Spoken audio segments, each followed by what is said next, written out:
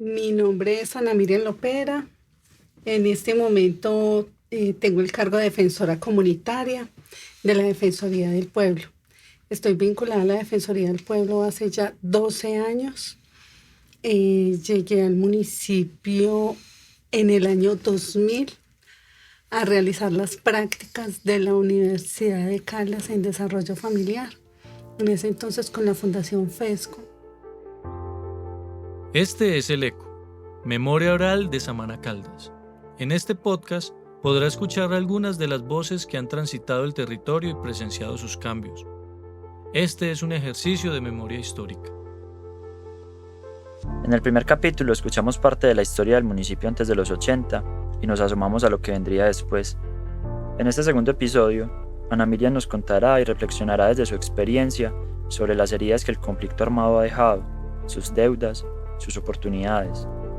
Pero antes, les presentaremos el municipio que ella encontró y que muchos de nosotros recordamos hoy con cierta indiferencia. Antes de los cultivos ilícitos, en Samaná, la agricultura familiar se constituía como una unidad de explotación completa en la que el productor no solo cultivaba café para los mercados, sino que también sembraba productos para responder a la demanda familiar. Y a pesar de la condición de marginación del modelo productivo, los pequeños y medianos productores de Samaná lograban mantener buenos ingresos por los precios que gozaba el café en los mercados internacionales y por las políticas de la Federación Nacional de Cafeteros. Pero con la ruptura del Pacto Internacional de Cuotas en 1989 y por los fuertes cambios de los precios en el mercado mundial del café sobrevenidos después, se agudizó el rezago productivo del municipio al punto de comprometer la reproducción de su modo de vida. La disminución drástica de los ingresos de los productores de café y la agudización de la situación socioeconómica de las familias campesinas, producto de los impactos más severos de la crisis, pusieron en marcha un proceso de migración de los agricultores hacia las ciudades y hacia zonas como el Catatumbo y los departamentos de Caquetá y Putumayo, zonas en pleno auge coquero en donde los migrantes pudieron insertarse como mano de obra para después regresar al municipio trayendo consigo las semillas, los conocimientos respecto a la producción y el entusiasmo que generaba un producto que, a diferencia del café, sí les dejaba algo. Con la extensión de los cultivos de coca y la instalación de laboratorios para elaborar la pasta, Samaná empezaba a desplazar la economía agroexportadora del café por la economía ilegal. Igualmente, dada la emergente economía cocalera controlada por las FARC, los paramilitares definieron el municipio caldense como un territorio estratégico que fue incluido en sus planes de expansión desde el Magdalena Medio. Por esa razón, los combatientes adscritos al Frente Omar y Sasa de las Autodefensas incursionaron en la región en los años 2000, lo que llevó al recrudecimiento del conflicto. Con todos los problemas asociados a los enfrentamientos entre los actores armados, Samaná alcanzó a producir para 2003 casi 1.000 hectáreas de coca, que implicaba un movimiento nada despreciable de 12.000 millones de pesos al mes. Esta información fue tomada del artículo de Camilo Acero, Crisis cafetera, conflicto armado y cultivos ilícitos en el oriente caldense, el caso de Samaná. Cuando yo llegué con la Defensoría del Pueblo, existían unos espacios de tomas de declaraciones de la población víctima. Ese era en el año 2010.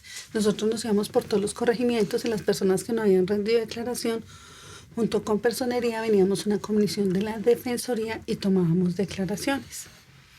Esas declaraciones había que pelearlas un poquito con la unidad de víctimas, en ese entonces Acción Social, para que aceptaran a la población y le reconocieran su derecho como víctima dentro de la ley 387, que esa ley había salido en el año 2007. Bueno, ya para esa recién primera etapa aquí en Samaná salió la nueva ley de víctimas 1448 del 2011 y esa ley ampliaba el mundo de posibilidades de la población víctima a que dieran a conocer los hechos victimizantes que habían vivido. Ya no era solamente el secuestro, la desaparición, el homicidio y el desplazamiento como era con la anterior ley, sino que esta se amplió a 11 hechos más, y ahí en el cargo que yo tenía la posibilidad de tomar declaraciones. la Defensoría del Pueblo tomaba declaraciones. ¿En qué consistía la toma de declaraciones? En acompañar a las familias que habían vivido estos hechos, que nunca habían dado a conocer al Estado sus situaciones victimizantes, y de una u otra forma que ellos relataran qué era lo que habían vivido para enviarlo a la unidad y se les diera su reconocimiento como víctima dependiendo del hecho o los hechos que habían tenido. Nos dimos cuenta que la mayoría de familias habían vivido más de un hecho victimizante. Ellos vivieron 3, 4 hechos. Desplazamientos no era solamente uno, eran varios. Encima de los desplazamientos, no solamente el motivo era que les dijeran que abandonaran la finca, sino de pronto pérdidas de familiares, secuestros, extorsiones, amenazas. Entonces, un grupo familiar vivía muchísimos hechos victimizantes y no conocían, como que tenían la posibilidad de rendir la declaración o de informarle al Estado todo lo que habían vivido. Entonces se empezó un proceso educativo muy interesante con la comunidad para que ellos conocieran que podían rendir declaración y reconocerles más de un hecho, que era lo que realmente había vivido cada familia. Entonces, además de que se hizo el proceso educativo, se hacían las tomas de declaración. Fue un poco, digamos, ineficiente porque había personas que tenían temores de dar a conocer su información y nosotros no teníamos como el manejo para darles la tranquilidad para que todos se resolvieran a rendir su declaración, y muchas personas por miedo, por temor, por susto, por desconfianza de las instituciones del Estado y por muchas otras cosas más no rindieron declaración y no fueron reconocidas. Lastimosamente esa ley salía con un periodo de vigencia hasta el año 2013. Y como en el 2013 nos dimos cuenta que había muchas personas que no habían podido acceder a ese derecho, se solicitó al Estado que ampliara la ley y la amplió 2 años más hasta junio del año 2015. Y en ese junio del año 2015 ya se cerró para los hechos ocurridos con más de 4 años de anterioridad y continuaba vigente para los hechos que habían ocurrido con 2 años de anticipación. O sea, todos los que podían declarar eran quienes tuvieran hechos recientes. Ya estos hechos del 2000, del 99 y todo lo que había sufrido, digamos, duro Samaná, ya no tenían como más posibilidades. Llegaron personas como con ese interés, pero lastimosamente no las aceptaron. Fueron declaraciones extemporáneas porque, como la ley lo decía, solamente tenían la posibilidad de rendir declaración hasta el 10 de junio del 2015. Muchas personas se quedaron sin acceder a ese derecho. Solamente hay unos hechos que no tienen caducidad, que es todo lo que tiene que ver con violencia sexual, desapariciones y homicidios. Son 11 hechos en total y los otros 8 hechos sí prescriben. Algo que al escucharte yo pienso, ¿cómo fue llegar recién graduado a la universidad de Manizales? Eso fue, yo digo que un reto. Cuando estábamos en la universidad escogiendo para dónde nos íbamos a ir a hacer la práctica en la universidad, pues había muchas que tenían hijos, que tenían esposos ya, que no veían posible salir, digamos, de Manizales o salir tan lejos a realizar sus prácticas. Entonces casi siempre escogían las prácticas en Manizales, en esos lugares. Y pues yo siempre he sido como un poquito libre. A mí me pareció como muy interesante porque era hacer la práctica en Samaná. Y nos dijeron, no, Samaná en ese entonces quedaba 10 horas. Samaná no quedaba como hoy en día 5 horas, quedaba 10 horas. Usted se subía al bus de Rápido Tolima, al bus con una trompa así grandísima, y usted a las 10 horas llegaba aquí a Samaná. Pero como la carretera era toda destapada del cruce hasta acá, hasta Samaná, del cruce hasta Samaná eran 5 horas. Entonces era muy demorado el transitar esa vía. Yo vi como un reto interesante. Salir de la casa no me daba duro. Y me gustó el reto como de ir a ese lugar tan apartado a ver qué es. Cuando yo llegué, digamos, los primeros 6 meses, no me di cuenta del todo que este municipio estaba en situación de violencia y los grupos armados. Yo me acuerdo que en ese entonces existía la empresa solidaria de salud. Y estábamos con el gerente de la empresa solidaria de salud hablando con él, que es ahí en la calle de la sección A. Estábamos hablando con él y miramos por la ventana y yo vi muchos soldados por allá arriba, como en la montañita. Yo vi un montón de soldados y le pregunté a la compañera y dijo, sí, soldados. Me quedé con esa versión de que eran soldados, pero como a los 4 o 5 meses me di cuenta que esos soldados no eran tan soldados, sino que era guerrilla que estaba empezando ya como a entrar al municipio. Y yo como que me acoplé un poquito ya cuando empezamos para entrar y salir de Samaná, con que nos hacían los retenes, que el primero en el Codo, que el segundo en Rancho Largo, que el tercero en el Río, que el cuarto en Cañaveral. Entonces con esos retenes pues ya uno ya empezaba a ver, fue pucha, la cosa acá por acá está difícil, pero como nos dejaban pasar, yo no veía tan complicado venir a Samaná y hacer parte como de los procesos de Samaná. La teníamos muy clara y nos decían en la alcaldía con quienes habíamos hecho el convenio, porque era un convenio donde se pagaba 50% y 50%. Ustedes no pueden ir a Florencia, ustedes no pueden ir a San Diego, ustedes como tienen un convenio con la alcaldía son objetivo militar. Entonces nosotros sabíamos, no, pues para allá sí hay riesgo, pero acá no. Acá nos hacían 4 o 5 retenes, pero no había riesgo. Pero mentira, ya después uno se da cuenta realmente como de la connotación de todo eso. Pero entonces era como querer vivir esa experiencia y decir, no, es que siempre como con la convicción de que lo que uno había recibido en la academia no era suficiente, que uno tenía que venir y explorar y recibir y todo lo demás. Entonces era como aprender, empecé como a mirar toda esa situación de violencia, yo digo que de una manera muy madura. Empecé a entender, bueno, si aquí está toda esta gente y está viviendo esa dinámica, pues es porque dentro de las situaciones suele ser algo normal y no vamos a estar en riesgo. Ya después, por allá fue que empecé a analizar todo el tema del riesgo, pero pues cuando uno viene y trabaja y se compromete, uno sabe que no está haciendo nada malo y que no le están diciendo que lo que está haciendo es malo, cualquier cosa. Ya el inconveniente era, ya sí íbamos a salir a corregimientos. Y como yo tenía personas trabajando en corregimientos, para poderlas asesorar, yo me iba hasta Berlín. Entonces los de San Diego y los de Florencia venían a Berlín, ahí hacíamos las reuniones y ya ellos se iban para sus zonas. Entonces yo siempre conocí, hasta el 2007, hasta Berlín. Yo vine a conocer Florencia en el 2008 con el programa de la OIM y vine a conocer San Diego en el 2010 con Red Juntos.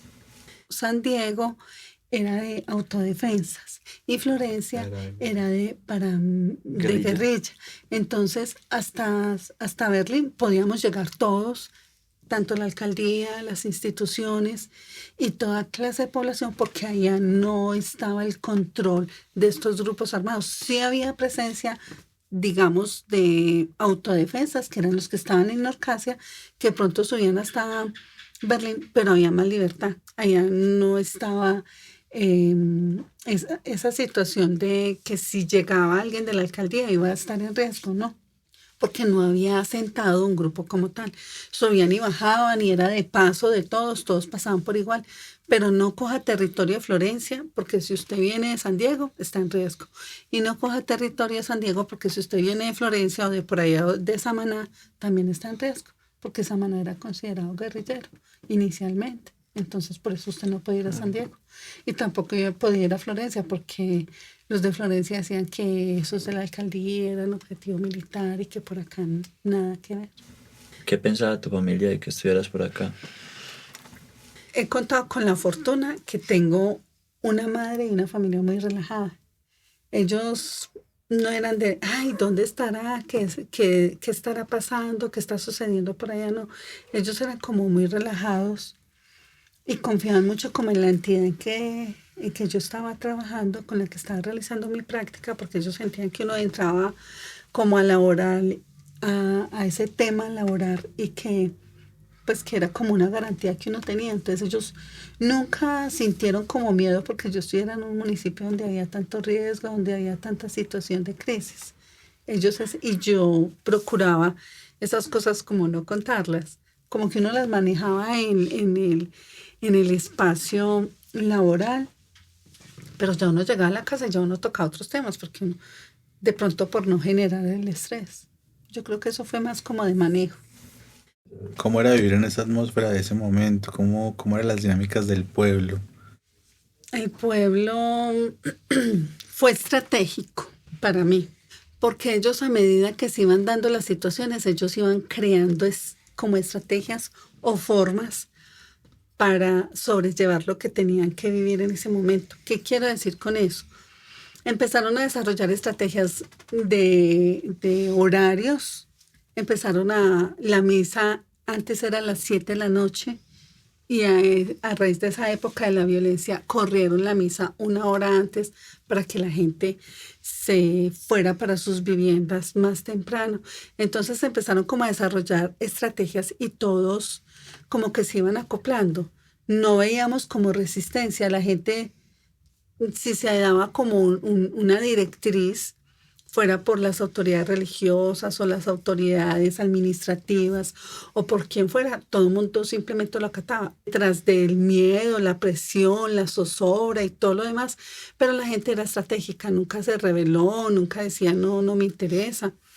Y también podíamos ver que los que se rebelaban y que los que de una u otra forma iban en contra de las directrices y a las cosas eran a los que les sucedían lo que les sucedía lastimosamente, eran los que mataban, los que los secuestraran.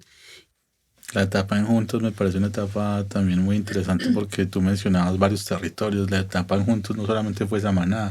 Fue Oriente de Caldas. Yo debía coordinar Oriente de Caldas y lo que debían hacer en la estrategia Juntos era caracterizar las familias que habían sufrido el tema de violencia para que el gobierno tuviera conocimiento de cuáles eran las necesidades básicas que tenía la población. Entonces era también como un espacio interesante porque llegamos a las familias que fueron afectadas.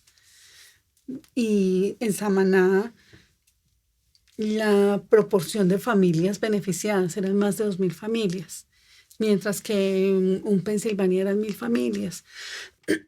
Un Manzanares eran como 600 familias beneficiadas. Entonces, Samaná era el municipio con más familias beneficiadas porque realmente fue el más golpeado de la violencia y en ese entonces del Oriente de Caldas. Entonces, por eso el porcentaje de atención era más alto.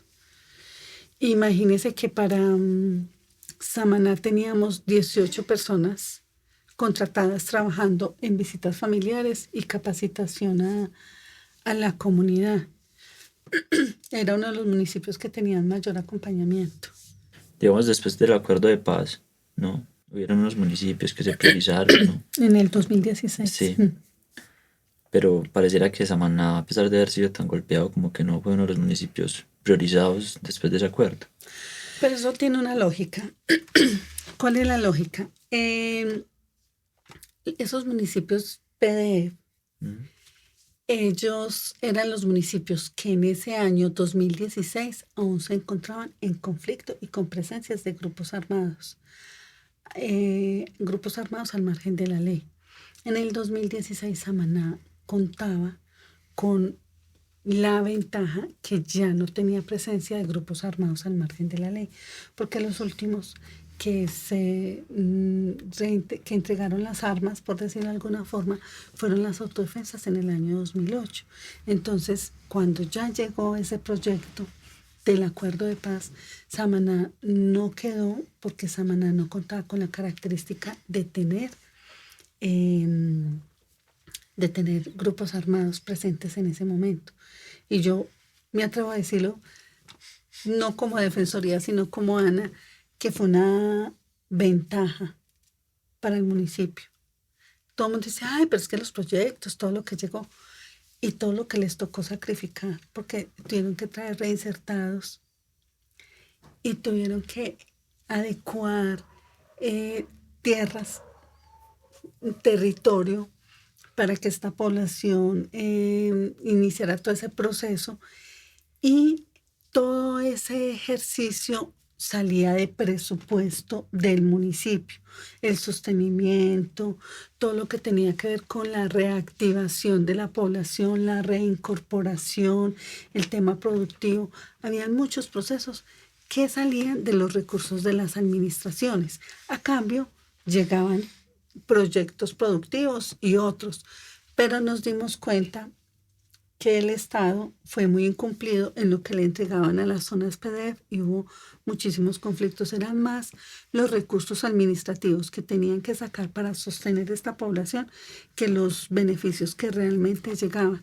Entonces, por ese lado, me atrevo a decir que fue una ventaja que tuvo Samaná no haber estado dentro de esos municipios PDF, porque de una u otra forma no le hubiera traído, dentro de los proyectos que llegaban, no le hubiera traído tantos beneficios, sino que más bien le hubiera traído un poquito de responsabilidades económicas que en últimas el presidente como que no los pudo o no los terminó de asumir.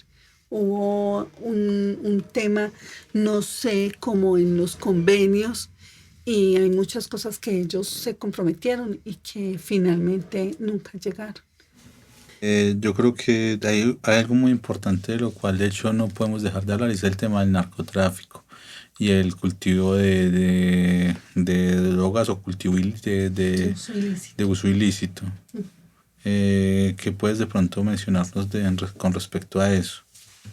El papel que jugó el narcotráfico de una u otra forma, digamos que fue algo que se dio y que marcó mucho al municipio, porque de una u otra forma se convirtió como en una manera de economía en una época del municipio. Ellos dejaron de ser lo que eran para empezar a pensar en ese tema del narcotráfico y dejarse llevar por las ideas de lo que traía de por sí el narcotráfico. Entonces, ¿qué era lo que les traía? Además de que les traía vanidades, les traía la violencia, las competencias, traía todo lo que tenía que ver con el tema de la prostitución, de las competencias, del derroche del dinero, algo que cogió Samaná en esa época y fue el ocupar el tiempo libre con todo el tema del licor. Ahí fue donde las personas más se entregaron al tema del licor. Como había dinero, entonces, ¿en qué nos gastamos el dinero? En mujeres que llegaban a trabajar a Samaná en temas sexuales. Samaná era muy apetecido porque como había dinero del narcotráfico, ellos llegaban mujeres, llegaban todo el tema de la moda, del trago, de las cantinas. Ahí fue donde de una u otra forma se desordenó más como la población, el municipio. Fue como las consecuencias que tuvo el municipio por esa época. Cuando ustedes me preguntaban el tema de los 80s y los 90s, que cómo era Samaná, a mí lo que me describía la gente antes de llegar al tema de la guerra, ellos decían, Samaná eran tierras productivas. Era una tierra productiva, nosotros teníamos toda clase de cultivos, huertas caseras, éramos autosuficientes. Casi que para esos años 80, usted a la finca solamente tenía que llevar la sal y el aceite. Y el hambre. La sal y el aceite, porque todo lo producían. Ellos, imagínense que habían épocas donde ellos sembraban el maíz para tener el alimento de los animales, de las gallinas. Ellos nunca les faltaban las gallinas, nunca les faltaban los huevos, nunca les faltaba nada. Entonces, el tema de la comida, y ellos no tenían que traer casi nada, digamos, de Bogotá. Aquí no llegaban los lichigos que llegan hoy en día con la remesa.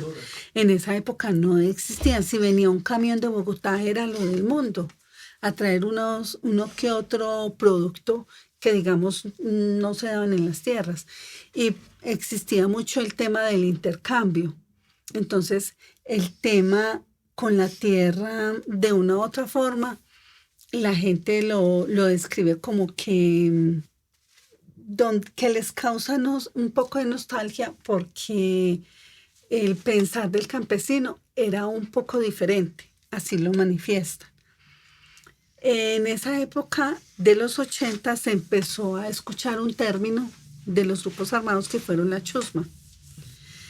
eran los que empezaron como a llegar despuesito de los 50, 70 y se reafirmaron un poco en los 80, que eran las supuestas chusmas o las guerrillas. Ellos estuvieron un tiempo y después empezaron como a desaparecer y ya empezado a darse otra dinámica de violencia. Y eso se dio para los 80. Entonces, cuando ya empezaron a llegar esas chusmas, ya empezaron como a afectar ese tema y se empezó a dar también la crisis cafetera, que ahí fue donde el municipio realmente fue afectado realmente.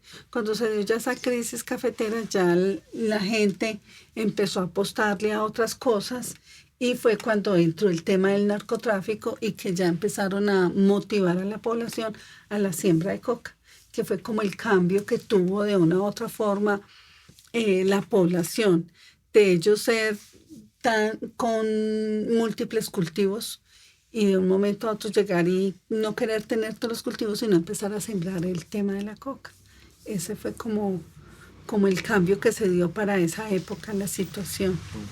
¿Cómo la población veía los grupos armados? ¿Qué fue lo que sucedió? Es que para el año 2000 el municipio de Samaná vivió un abandono del Estado. Cuando entraron los grupos armados, el tema de protección del Estado fue insuficiente y las autoridades militares abandonaron, digamos, los corregimientos.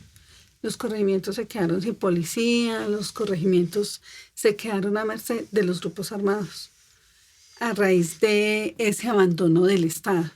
Entonces, ¿qué fue lo que sucedió en ese entonces? El Estado perdió el control y quien tomó las armas fueron los grupos armados ilegales y en ese momento la situación fue ya de caos porque ya era hacer lo que dijeran los grupos armados y no sentían quién los protegía, quiénes de una u otra forma les brindaban la mano, quién los defendía. Entonces había como una desesperanza total en el municipio. Por eso, cuando Uribe llegó con su estrategia de contratar más población para reforzar todo el tema militar, para reforzar todo el tema de policía, y ya pudieron llegar y retomar de nuevo el control social del municipio, y ya la gente empezó como a valorar mucho esa estrategia que tuvo Uribe en ese entonces. Porque de una u otra forma ellos habían sentido que los habían dejado, y así fue, los dejaron a merced de estos grupos, y cuando entró ya Uribe con todas esas estrategias militares que lograron retomar el control, ya la gente empezó a sentir que tenían como el respaldo social, pero ya había un problema muy grande, que había una desesperanza y una desconfianza en las instituciones y en todo el tema del Estado. Entonces ya era el miedo, porque una vez nos dejaron solos y en cualquier momento nos pueden dejar solos, y era como el sentir de la gente. Ellos mismos los manifestaban en sus versiones, en la información que tenían, y ya empezaron a sentir el campo que no tenía garantías, que no era seguro, y empezaron a salir de la tierra. Y en esa época ya los jóvenes no empezaban a pensar en sacar adelante sus fincas, en volverlas más productivas, sino en irlas soltando, en irse para la ciudad, en estudiar, en buscar otro tipo de oportunidades. Sí, muy interesante en profesionalizarse, pero profesionalizarse en otras áreas que no tuvieran que ver tanto con el tema del campo, que no tuvieran que ver con el tema de la tierra, para poder empezar como a surgir de otra forma, y de esa manera fueron como abandonando las tierras, las poblaciones, y las consecuencias que vemos hoy en día es, usted recorre hoy en día en Samaná la zona rural y usted difícilmente ve cultivos de frutas, cultivos de diferentes alimentos. Ustedes solamente ven escasamente el café, escasamente la caña o el caucho o el ganado. Usted no ve más, o de pronto el cacao. Pero como antes era el municipio, como lo describen, que usted veía árboles frutales, que usted veía comida, que usted no tenía que traer, el municipio cambió, mejor dicho, un 100%, porque usted antes llegaba a Samaná y usted llegaba y de acá llevaba para la ciudad, llevaba sus remesas, llevaba sus frutas, llevaba sus productos del campo. Ya usted va al campo y tiene que llevar huevos, cebolla, tomate. Entonces, esa parte es como consecuencia de la crisis que vivió el municipio y como del impacto que tuvo la comunidad, que ellos no fueron capaces de recuperar la tierra como era antes y darle el valor que realmente tenía, porque hoy en día los campesinos no valoran tanto sus tierras como lo hacían antes y no las aprovechan tanto. Estamos viendo la población campesina envejecida, estamos viendo la población campesina cansada, estamos viendo la población campesina sin ganas de aprovechar al máximo toda esa riqueza que tiene. Pues yo creo que también nos faltó hablar de otro actor armado, que no solamente hay que hablar de él como que llegó a recuperar el territorio, sino que también llegó en cierta medida a violar derechos, el ejército. Uh-huh.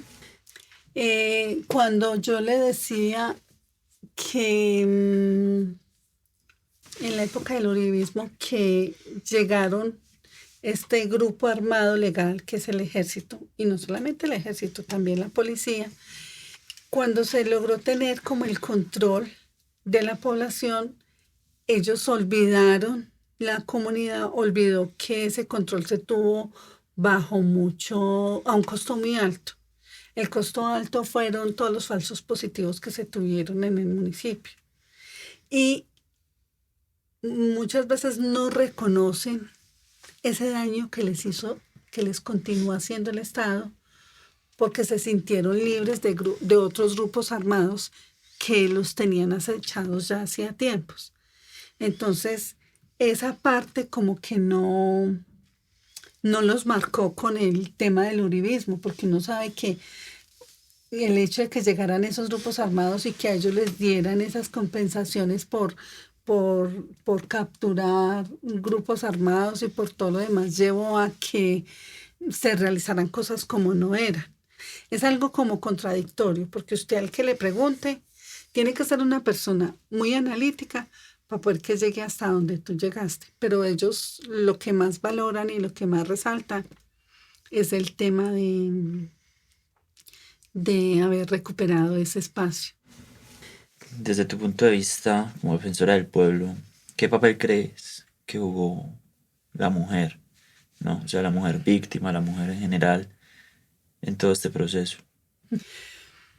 Fue muy complejo porque Samaná ha sido un municipio por tradición, pues patriarcal, conservador, y las mujeres siempre han sido, digamos, han tenido que llevar, no digamos más que los hombres, porque los hombres también vivieron situaciones muy difíciles, pero entonces todas estas situaciones que ellas tuvieron que vivir, de los abusos, de las presiones, de que como ella era la mujer, eran las que les tenían que cocinar, las que tenían que lavarle a estos hombres de los grupos armados.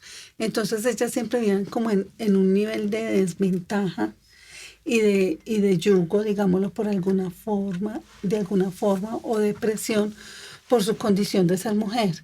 Entonces, como es la mujer, entonces es la que debe venir, la que debe ayudar en la preparación de los alimentos, la que debe colaborar en lavarle la ropa, en atenderlos, por decirlos de alguna forma. Entonces, en cierta forma, también las presionaban mucho. Era muy difícil la situación para ellas. Y súmele, si de pronto eran atractivas, jóvenes, pues estaban aún más en riesgo. Si no era por el tema del reclutamiento, era por el tema del abuso. ese tema de en ausencia de los hombres, muchas veces no solo porque se los llevaran, porque los secuestraran, sino también cuando ellos tenían que partir, cuando se tenían que desplazar, cuando se tenían que salir por amenazas, ellas quedaban solas como con la responsabilidad de los hijos, de las mismas fincas. Entonces, ellas eran demasiado vulnerables en esta situación del conflicto armado. Hay algo que también es de nuestro interés y es pensar en las víctimas, cómo se organizaron o se empezaron a organizar en esa época y cómo están ahora. Bueno, las víctimas en ese momento no se organizaban como tal porque no sentían como que el Estado las acompañaba en esos procesos. Apenas ahora, después de la ley de víctimas, empezaron a capacitar a la población, a generar las motivaciones, a incentivarlas para que se fueran organizando para recibir beneficios del Estado. A raíz de la ley de víctimas se obligó al Estado, digámoslo, de alguna forma, a que generara estrategias para que las organizaciones empezaran como a funcionar. Entonces, si se organizan, tienen posibilidad de acceder a proyectos, de inscribirse, de llevar recursos a las comunidades. No les vamos a entregar un proyecto si viene las familias de manera individual, sino si vienen unidas, entonces organícense, capacítense. Entonces, ha sido a través de esos procesos de motivación a la participación social que ellos se han venido organizando y el reconocimiento pues que han tenido ellos por toda la situación que vivieron para poder acceder a beneficios. Entonces, todo eso se dio a partir de la ley de víctimas. Antes no era posible. Si estaban organizados o estaban trabajando como juntas o cualquier otra figura, no tenían tantas oportunidades como ahora con la ley que los está motivando para que participen activamente de sus procesos, del tema del desarrollo, un espacio muy interesante que están teniendo en este momento que es motivado por la ley en la mesa de víctimas, donde de una u otra forma las mismas víctimas cuestionan a la institucionalidad, cuestionan al mismo Estado para que las integren y para que las hagan partícipes de todos los procesos para salir adelante, para de una u otra forma recuperar como todo lo que han perdido y tener de una u otra forma el derecho a sacar adelante procesos y participar. Hay algo clave también que me gustaría saber sobre el tema, que nos gustaría saber, el tema psicosocial. Estabas hablando un poco de lo económico, un poco de lo material, de las indemnizaciones, de lo productivo, pero ¿qué pasa con las víctimas en el tema psicosocial? Yo considero que ha sido insuficiente el manejo que se le ha dado, porque la población vivió una situación de crisis muy grande y el Estado han sido muy pocas las estrategias que ha traído para recuperarlos de esa crisis. La gente llegó, vivió la guerra y recupérese como pueda. Vea, les llegó este proyecto, manejémoslo económicamente, pero ¿dónde está la parte psicosocial? Hay un programa del Estado que es el PAP-CIVI. Por medio de ese programa se ha intentado llegar a más comunidades con todo ese tema psicosocial, recuperando las víctimas de manera colectiva, de manera individual, porque el daño que ha sufrido la comunidad yo creo que ha sido muy grande y se viene reflejando en las situaciones que estamos viendo hoy en día.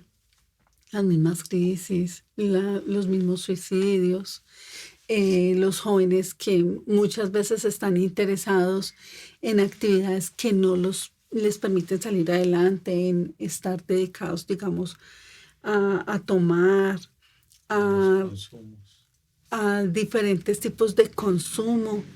Entonces todo eso Son secuelas porque son personas que no han sido acompañadas en un proceso psicosocial. Es posible que de pronto no lo hayan vivido directamente, pero los padres en la socialización que tienen con ellos le entregan toda esa crisis que vivieron de una u otra forma y están generando en ellos situaciones difíciles que se requieren de sí o sí acompañamiento. Y es lo que hemos tenido muy poco en el Estado. Bueno, vamos a traer el programa Paxivi. El programa Paxivi, ¿cuántas familias va a tener? Vamos a atender 500 familias. Muy bien, pero ¿cuántas familias tiene Samaná? Y ese programa está yendo a las zonas rurales. Sí, pero rurales cercanas. O no, ese programa es netamente urbano. Entonces, ¿qué está pasando con las familias rurales dispersas? ¿Qué está pasando con los corregimientos? Porque es que todos esos programas que llegan con... no sé si se dice la dificultad o con la limitante de la palabra, con la limitante de que no pueden llegar a los lugares donde fueron más afectadas las poblaciones. ¿Cuáles eran las poblaciones más afectadas? Las rurales dispersas, porque como allá no estaba la autoridad, como hasta allá no llegaba el acompañamiento del Estado directo, ellos fueron los que fueron más afectados. Pero cuando llegan los programas, tampoco pueden llegar hasta allá porque son los rurales dispersos y no hay disponibilidad o de tiempo, de recursos. Entonces ha sido insuficiente, y más para este municipio, esa respuesta psicosocial que requieren. Y yo creo que muy en el fondo eso tocaría hacer una investigación muy interesante. Todo lo que estamos viviendo en este momento son secuelas de lo que nos dejó la guerra, de lo que sembró en las familias, de lo que se ha transmitido de generación en generación, porque es que la abuela le cuenta al nieto qué fue lo que vivió, cómo salían corriendo, entonces el nieto, me imagino que recrear todas esas situaciones no deben ser fáciles. El papá perdido, el papá ausente. Ahí había una pregunta que era, ¿qué secuelas o consecuencias causó el conflicto armado? Yo escribí unas palabras claves. La primera es pérdida de amor por la tierra, desarraigo por la tierra, ausencia de la juventud, atraso, retroceso económico, político y social. Esas son las consecuencias de la guerra. Las consecuencias de la guerra aún están ahí vivas.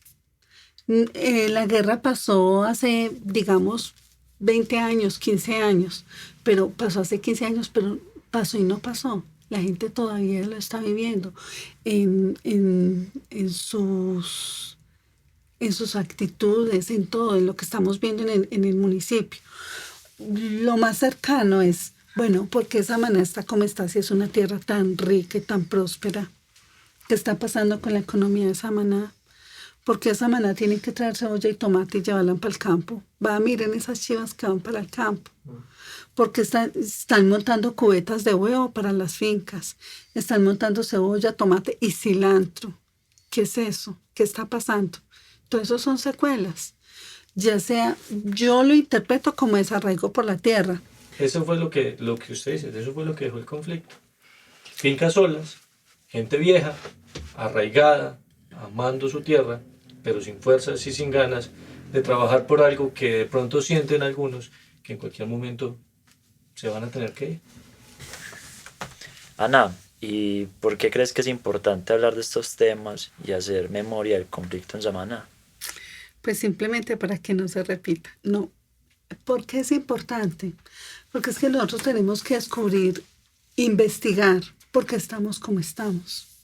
¿Por qué estamos teniendo tantas secuelas? Porque es que todo lo que estamos viviendo son secuelas del pasado, de lo que vivimos. Y pues también para empezar como a entenderlo, a manejarlo y evitar que las situaciones se repitan. Pero lo más importante, y los felicito, este ejercicio que ustedes están haciendo de análisis de qué es lo que ha pasado, qué es lo que está pasando, nos ayuda como a descubrir o a sacar muchas cosas que de pronto tiene el municipio y que serían importantes empezar a manejarlas. Y la oportunidad de que sean los jóvenes quienes se preocupen como por sacar adelante a su población y a sus víctimas. Entonces me parece un enfoque muy interesante porque se están preocupando de lo que realmente está pasando en Samaná. Es que es un eco de aquí pasa algo, están pidiendo ayuda de diferentes formas. El Eco. Investigación. Andrés Ballesteros Pinzón y Oscar David Buitrago. Producción de sonido, Juan Camilo Arroyave.